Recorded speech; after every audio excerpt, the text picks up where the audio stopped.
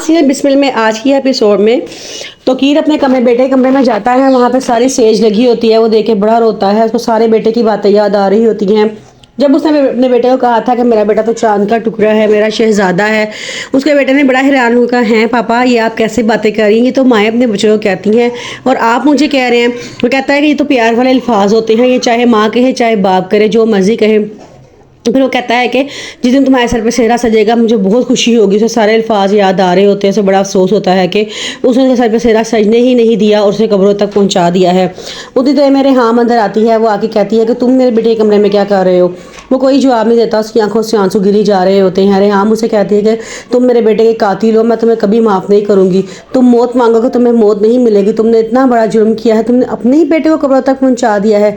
सिर्फ एक ज़िद की खातिर तुमने उसका घर नहीं बसने दिया, उसके सर पर सेहरा नहीं सजने दिया।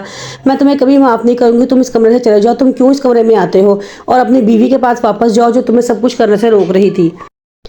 वो फिर भी मुंह उठा के नीचे बैठा रोई जा रहा होता है। उसकी सारी बातें सुन रहा होता है। उसके पास जवाब में देने के लिए कुछ नहीं होता। वो उठ के कब्रिस्तान चला जाता है। साथ उसका सिक्योरिटी गार्ड भी चला जाता है।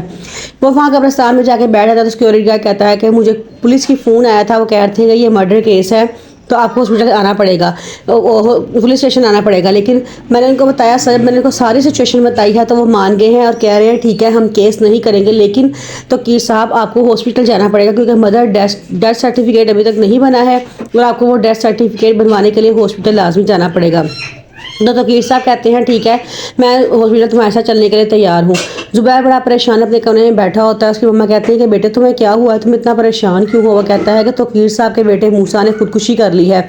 उसकी मम्मा कहती है क्या इतनी बड़ी जवानी में उसने खुदकुशी कर ली है? ऐसा क्यों हुआ? ज़रूर आयमा की वजह से हुआ होगा। आयमा ना उसके बाप से शादी करती और ना ही वो जो है तो खुदकुशी करता।